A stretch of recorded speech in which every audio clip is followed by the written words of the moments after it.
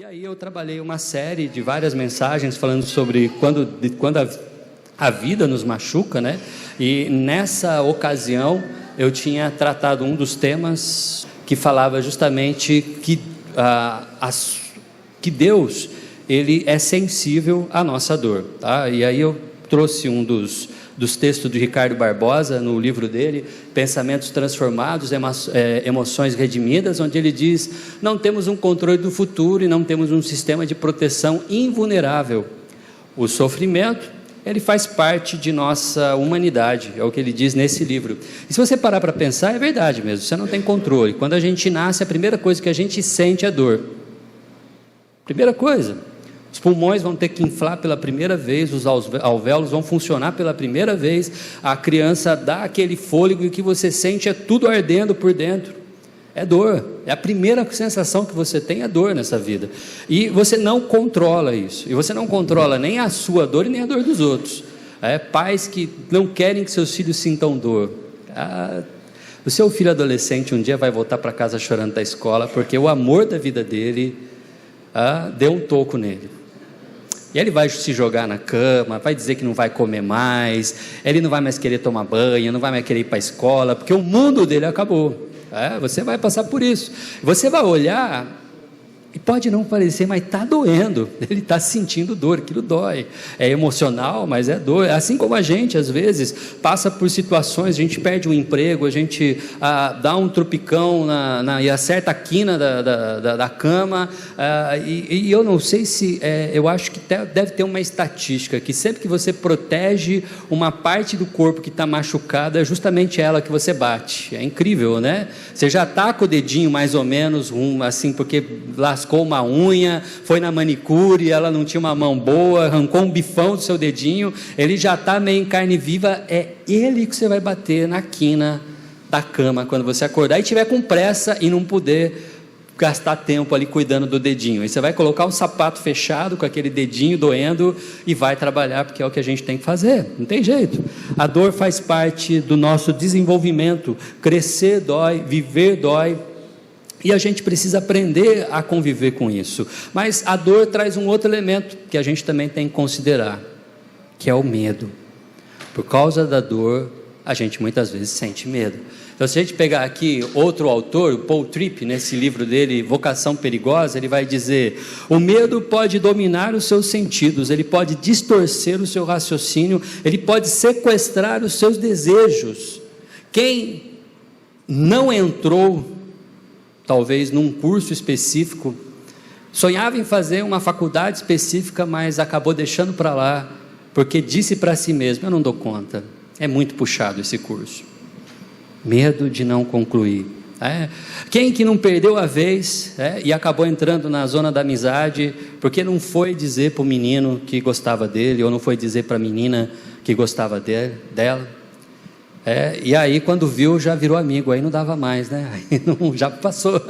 O medo, ele é um limitador, e o medo da dor faz com que a gente se limite muitas vezes. Ele pode prender seus pensamentos de tal forma que você gaste mais tempo se preocupando acerca do que os outros pensam do que sobre o que Deus o chamou para fazer ou Deus o chamou para ser. Porque quando vem a oportunidade de você fazer algo, o que vão pensar de mim? O que vão dizer de mim? O que os meus vizinhos vão comentar? Você tem uma oportunidade de dar um passo na fé, tem uma oportunidade de ter uma caminhada mais, talvez, de liderança na igreja. Mas o que minha família vai dizer, né? Se souber que eu estou ficando tanto tempo na igreja. E assim vai, é o medo. O medo, o que os outros pensam acerca de mim é um limitador, ok? E para a gente falar sobre medo e falar sobre um Deus que é sensível à nossa dor e que nos observa apesar da dor que sentimos, a gente vai explorar um texto do Antigo Testamento que está em Gênesis 21, de 8 a 21, de 8 a 21. O Deus que é sensível a essa dor, e é o texto de Agar, serva de Sara. Deixa eu fazer uma enquete. Quem aqui está na igreja há menos de 2 anos? Levanta a mão. Menos de 2 anos. Tem umas mãozinhas levantadas. Vou fazer o seguinte, rapidamente.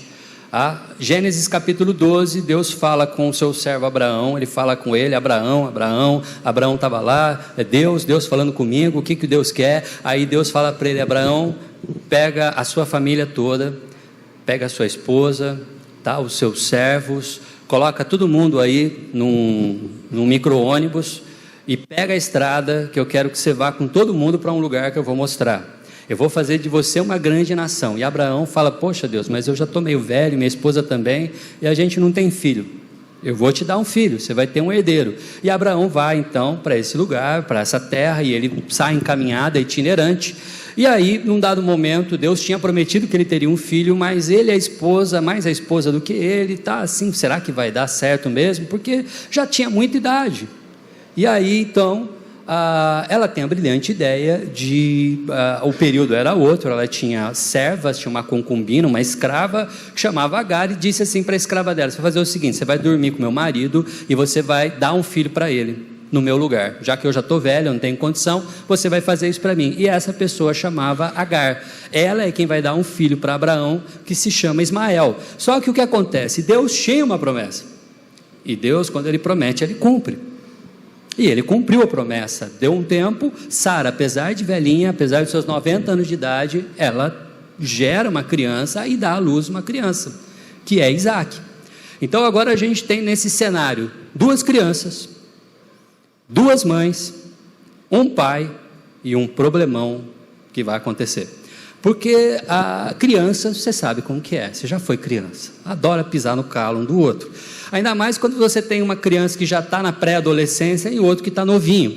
E principalmente se o seu filho pré-adolescente percebe que há um favoritismo total para o novinho. Tudo é para o mais novo. Então ele tem um ciúme natural de criança, ele desenvolve essa inveja, ele desenvolve esse questionamento. E então a gente tem o cenário em que esse menino novinho foi desmamado. E vamos dar uma grande festa para ele, para Isaac. E Ismael está ali vendo aquela coisa toda. E aí segue o texto que a gente vai ler então, Gênesis 21, de 8 a 11, eu estou usando a versão NVI, ok? Se você está usando no celular, você muda aí a versão para NVI, mas ela é muito confortável, bem parecida com a Almeida atualizada, não muda muito, tá joia? O texto vai dizer assim, o menino Isaac cresceu e foi desmamado. No dia em que Isaac foi desmamado, Abraão deu uma grande festa. Sara, porém, viu que o filho que Agar, a egípcia, dera a Abraão, estava rindo de Isaac. Aqui a palavra rindo, aqui no original, pode ser, estava debochando, estava fazendo bullying com o garoto, tá? Estava humilhando ele numa brincadeira de criança, ok? Uma brincadeira de criança, e criança quando brinca, às vezes, passa do ponto e precisava ali uma correção, mas não aquilo que a gente poderia esperar, algo bem drástico vai acontecer. Ela viu o que aconteceu, e então ela diz a Abraão, livre-se daquela escrava e do seu filho, porque ele jamais será herdeiro com o meu filho, Isaque. O texto continua, e isso perturbou demais Abraão, e o termo aqui perturbou, é um termo para chacoalhou, é como uma cortina, sabe quando a cortina, a janela fica aberta, e a cortina bate com o vento, ela faz um barulho, plá, plá, plá, plá. É mais ou menos isso que acontece com Abraão, ele fica perturbado com aquilo que ele ouviu, então perturbou Abraão, pois envolvia um filho seu, mas Deus lhe disse, não se perturbe por causa do menino e da escrava, atenda a tudo que Sara lhe pedir, porque será por meio de Isaque que a sua descendência há de ser considerada, mas também do filho da escrava farei um povo, pois ele é seu descendente. Ok? Feche seus olhos um instante, vamos fazer uma oração. Pai querido, esse texto tão precioso conta uma história real, de uma família real, e que conta muitas vezes daquilo que nós experimentamos também.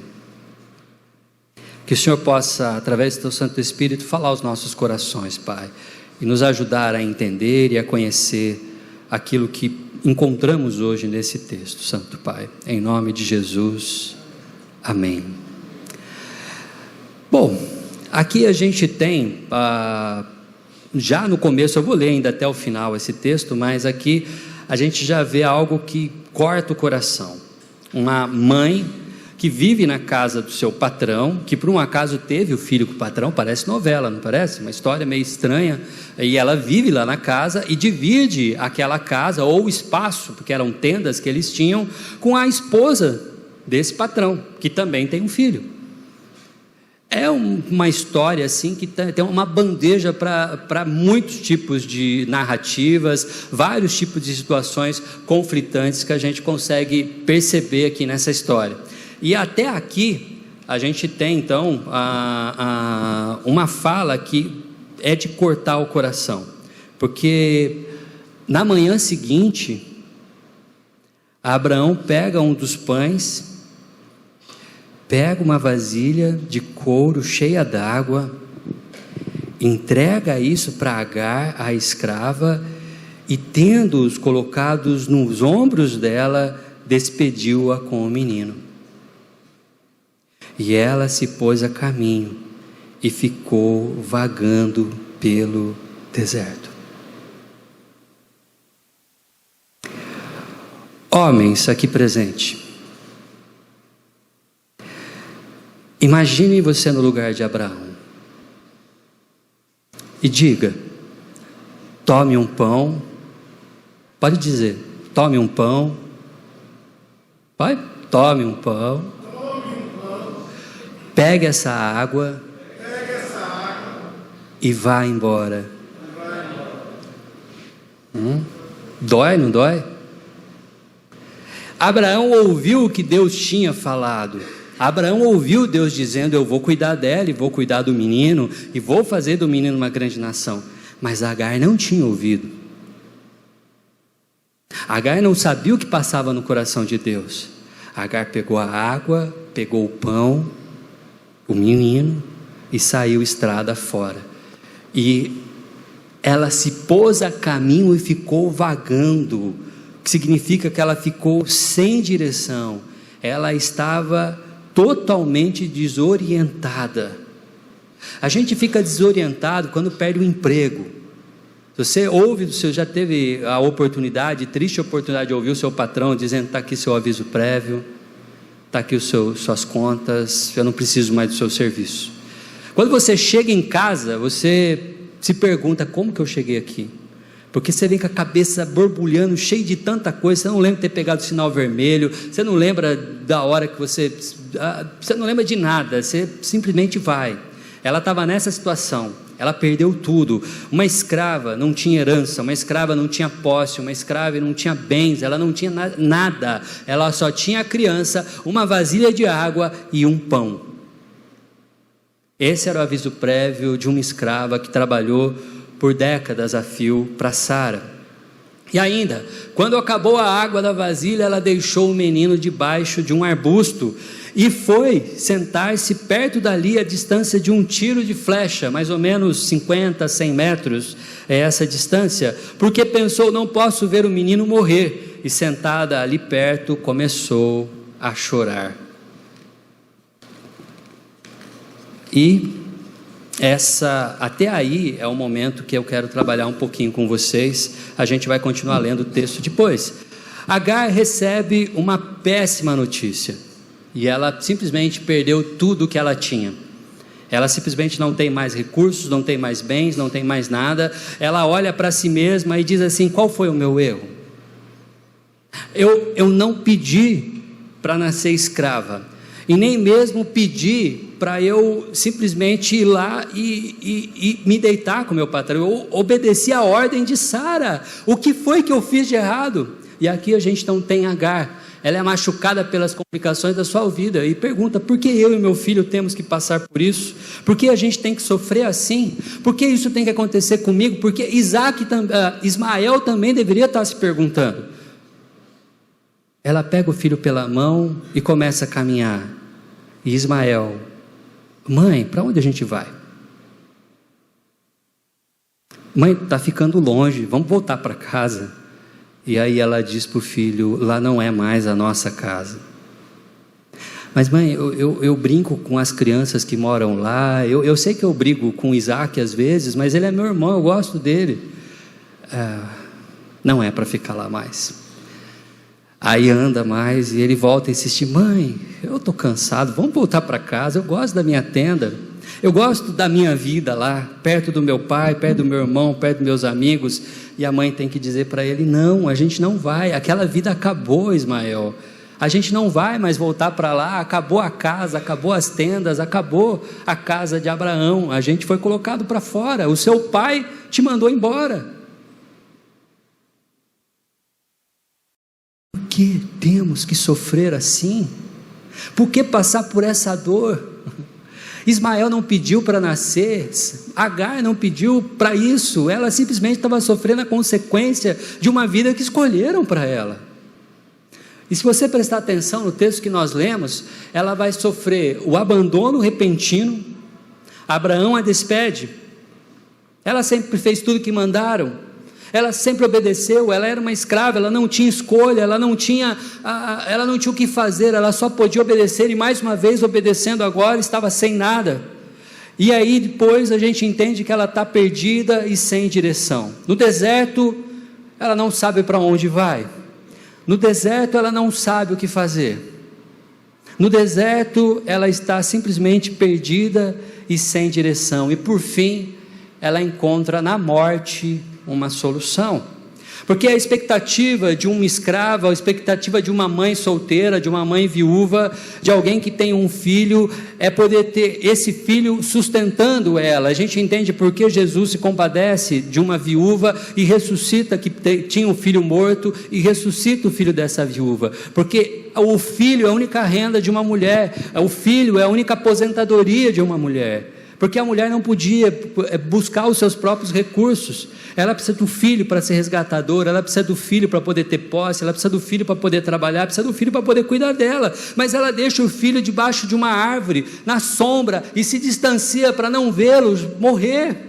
o que significa que Agar escolheu para si mesmo também uma morte, um suicídio cruel, lento, vagaroso, enquanto a 100 metros de distância ela vê o filho dela morrendo, desidratado e sem recursos.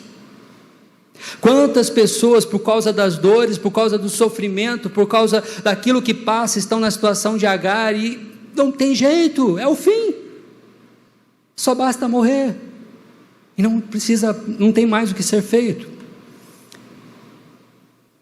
Nossa vida, muitas vezes, é complicada, é difícil ter um ano tranquilo às vezes, né? Nossa vida, ela também, algumas vezes é complicada, difícil ter um ano tranquilo, um ano que a gente diga: esse ano correu tudo bem, é sempre uma surpresa, parece, e talvez você se pergunte: por que eu e minha família temos que sofrer assim?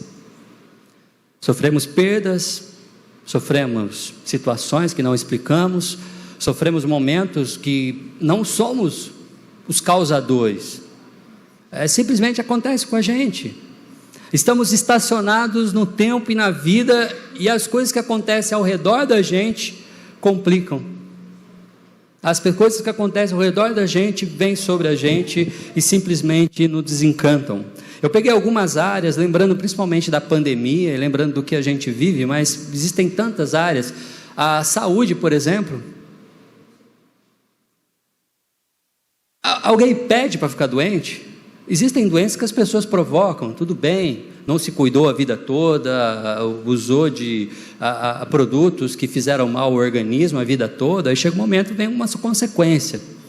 Mas eu tenho lá em Santa Bárbara um amigo, um pastor lá com a gente lá, saudável, o cara joga futebol toda semana, pedala com a gente toda semana, muito mais que eu, ele pedala, uma vida saudável, come direitinho, cuida do corpo, cuida da mente, cuida do espírito, e recebeu recentemente um diagnóstico de câncer no cérebro, não dá para operar, estágio 4, de 4 estágios, está se tratando, mas vai fazer todos os exames que precisam, mas como que você explica? Como que surge do nada? Acontece, a saúde vai, ou quando a gente passou pela pandemia, que situação, quem esperava aquilo acontecer? Quanta gente doente, todo mundo trancado em casa, sem poder sair. Que situação complicada. Quem pediu por isso? Simplesmente aconteceu. E por que a gente tinha que sofrer assim? Por que a gente tem que ver às vezes doença levar gente querida? Por que às vezes tem que ver pessoas sofrerem com doença? O que acontece? Isso quando não é a instabilidade política do nosso país, que é altos e baixos, ninguém explica. Viver no Brasil não é para amador, é um negócio complicado, ou financeira, com juros que vão e vêm, que a gente paga até uma das maiores taxas que existem, nada explica o jeito que nós temos a nossa economia prejudicando às vezes aquele que é mais pobre, sempre o mais pobre pagando mais impostos, sustentando político. Gente, é terrível. A gente vive um tempo assim que é um balaio de coisas estranhas. Quando não, a instabilidade nas relações. A gente vive um tempo em que as pessoas conversam com o pastor, conversam com presbíteros, pedem aconselhamento, não é nenhum problema grave, mas resolvem separar. E não querem ouvir a igreja, não querem ouvir acolhimento, não querem ser aconselhadas, às vezes toma a decisão e avisa depois. Frágeis, relacionamentos frágeis, as pessoas simplesmente rompem, uma instabilidade. E por que não dizer também do luto? O luto que a gente às vezes tem que suportar. Como é difícil dizer adeus a alguém. Como é difícil encarar a morte de pessoas queridas e continuar a vida, às vezes, como se elas estivessem ao lado. Uma amiga muito querida enterrou a irmã semana passada. Aliás, foi um sábado muito estranho, porque eu, 9 horas da manhã, estava fazendo um ofício fúnebre, 11 horas da manhã eu estava fazendo um casamento, no mesmo sábado. E que montanha-russa emocional para um pastor. E eu conversava essa semana com essa família, e aí ela me disse: às vezes eu pego o celular, porque ele vibra, eu penso que é ela mandando um recado para mim. É como se ela não tivesse ido. Como dói dizer adeus a alguém. A vida nos machuca, e a dor faz parte do processo. Acontece que nós temos duas possibilidades. A gente pode olhar para toda a dor e todo o sofrimento que a gente vive, nos vitimizar, achar que os outros têm um problema conosco, que Deus tem um problema conosco, nos amargurar e simplesmente viver com raiva essa vida, como se ninguém gostasse da gente, como se a gente fosse alvo de tudo que tem de ruim nessa vida.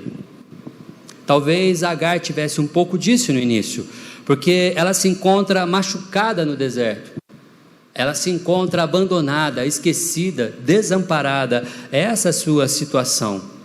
E o que Agar faz quando ela está no deserto? Ela senta e chora. No meio de uma montanha-russa emocional, no meio de más notícias, no meio de tudo de ruim que está acontecendo na sua vida, Agar senta e chora. E sabe, isso não vai resolver o problema.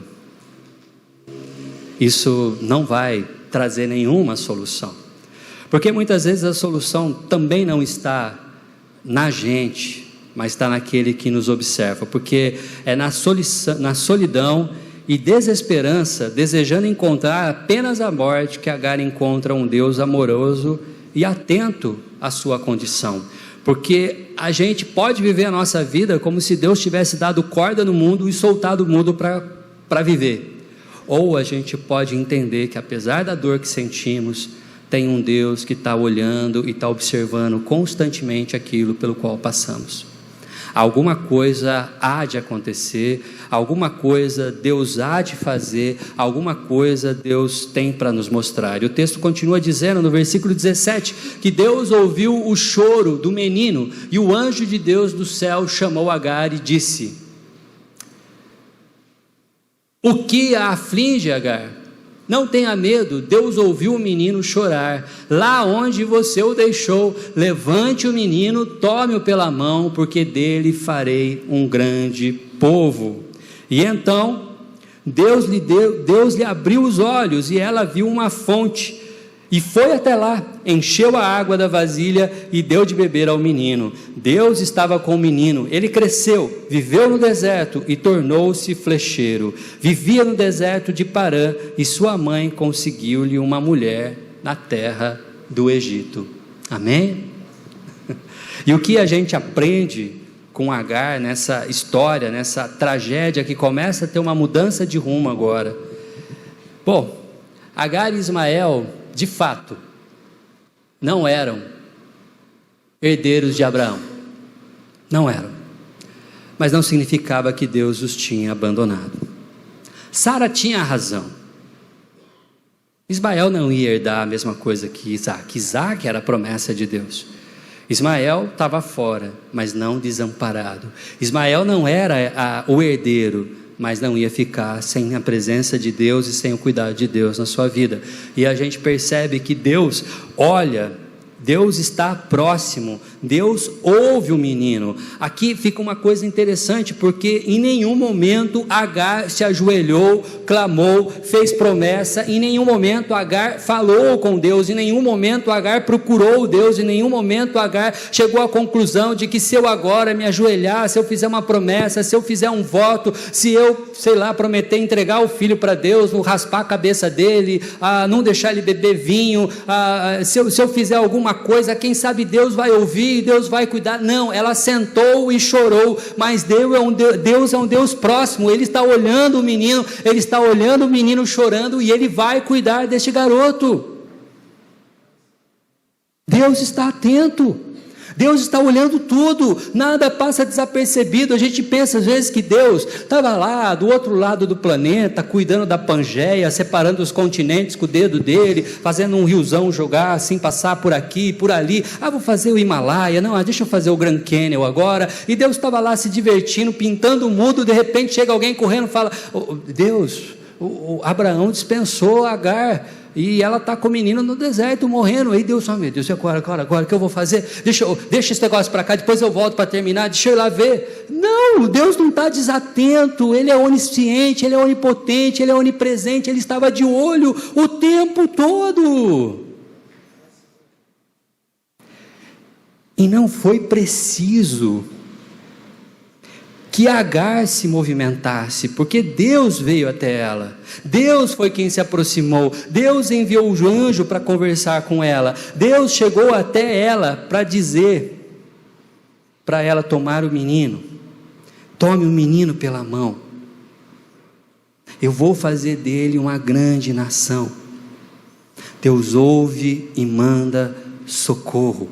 Mais que isso, Deus traz direção para Agar, porque o texto anterior, ou a primeira metade, dizia que ela estava desnorteada, ela estava no deserto, perdida, vagando de um lado para o outro, sem nenhuma direção, ela estava simplesmente sem saber o que fazer da sua vida. E então diz para ela: Agar, abra os olhos, abra os olhos, Agar, olha o que tem à sua frente. Havia uma fonte de água ali. Deus não fez aquela fonte naquele momento, Ele fez quando criou o mundo, mas a fonte já estava lá. A fonte sempre esteve ali, a água sempre esteve jorrando. A Agar não chegou até a água porque ela sentou e começou a chorar, e começou a lamentar, e começou a lamber suas feridas. Como eu sou triste, como eu sou abandonado, como todo mundo me deixou, agora eu vou morrer, agora é morte, não tem o que fazer. E a água estava ali o tempo todo. Um pouquinho mais à frente, abre os olhos, Agar, a água estava ali, Deus fez a água, ela estava disponível o tempo todo. Abra os olhos, tenha a direção do que Deus está fazendo para você, Agar, porque Agar tinha encontrado na morte a solução, e Deus então vai oferecer para Agar vida como solução, porque quando você está no deserto, você precisa de água, Quando eu fazia o Exército Brasileiro, a gente tinha uma estatística, que o ser humano chega a ficar até 3 dias sem se alimentar, sem ingerir sólidos, mas ele não dura 1 dia e meio sem água, e não dura 6 horas se ele beber água imprópria. A água é vital, a água é importante. Sem água não tem como sobreviver no deserto. Quando Deus faz Agar abrir os olhos e ela vê um poço, ela vê a água à sua disposição, ela vê a água pronta para abastecer tanto o cantil dela quanto do filho. Quando ela vê a água disponível, jorrando o suficiente para ela poder se estabelecer, para ela poder se manter, Agar, ela não encontra apenas algo para abastecê-la naquele momento. Não é como tomar uma aspirina para quem está precisando fazer uma cirurgia na cabeça, é algo permanente, é água que não acaba, é água que continuaria. Deus não deu para ela uma vasilha de água, Deus deu para ela uma fonte de água. Abra os olhos, Agar, vá adiante e encontre a água que está ali pronta para você. Sempre esteve, sempre esteve. A água é vida.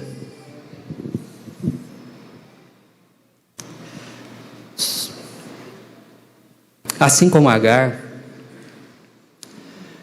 e Ismael, não somos herdeiros de Abraão. Eu não sei se tem algum judeu aqui entre nós. Eu não sou judeu. Eu não tenho laço sanguíneo com Abraão. E também somos machucados pela vida. Mesmo assim, tem um Deus, tem um plano para nós. Deus tem um plano para mim e para você.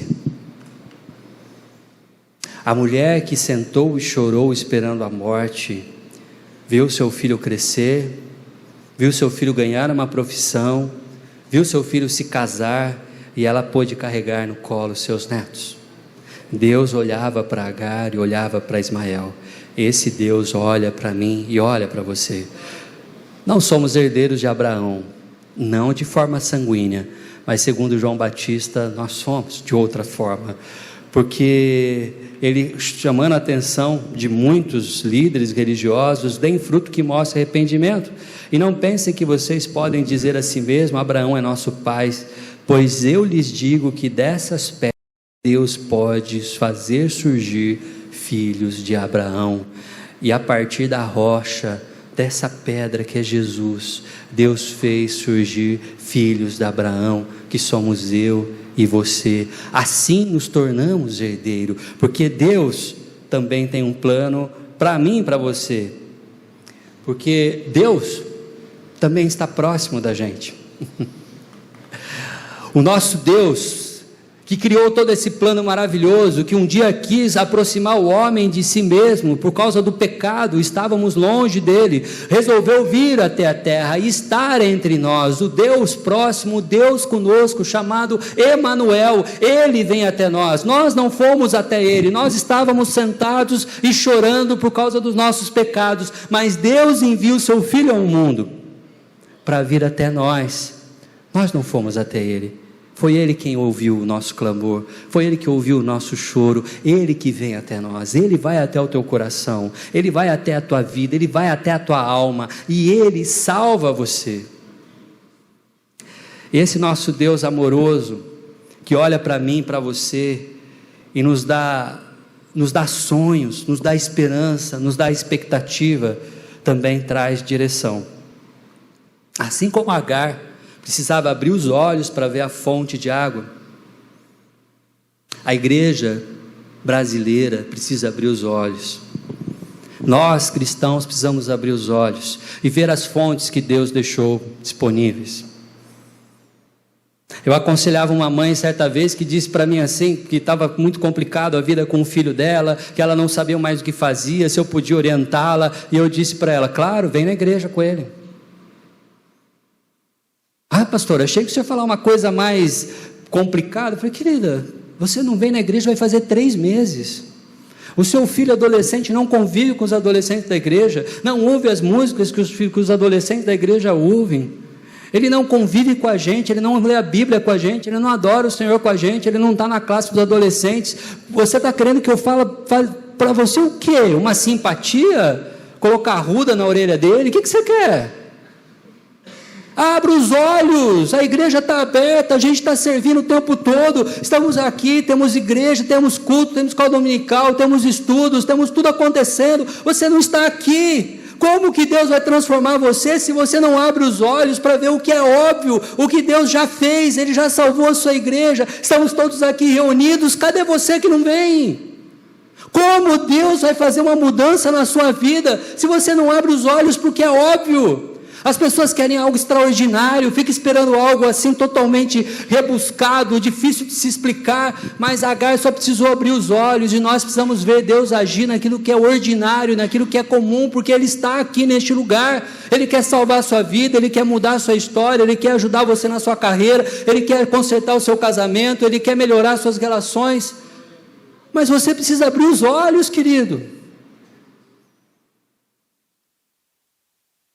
Está tudo à nossa frente, está tudo disponível, o Espírito Santo está presente, nos traz direção, em cada encontro que estamos juntos, encontros como esse, que Deus fala até você, numa escola dominical, quando estudamos uma revista, quando o professor, você pode levantar a mão e tira uma dúvida, ele esclarece essa sua dúvida, você vai para casa alimentado, em reuniões de oração, que as pessoas oram por você, você abre o coração, está tudo pronto, está tudo disponível, abre os olhos, não desperdice os encontros da sua igreja, não desperdice os momentos de reunião, não desperdice a comunhão, não desperdice a palavra do Senhor, que é anunciada aqui domingo após domingo. Abra o seu coração, abra os olhos para receber aquilo que Deus já tem feito. A fonte está pronta, a água está jorrando, apenas abra os olhos. Não é algo extraordinário, não é algo além da imaginação, é simples, é ordinário, é comum, porque o Evangelho é simples, o Evangelho é para ser comum para a gente. E tudo isso porque Deus oferece vida como solução. Ele não nos criou para a morte. Você pode repetir isso? Deus não nos criou para a morte.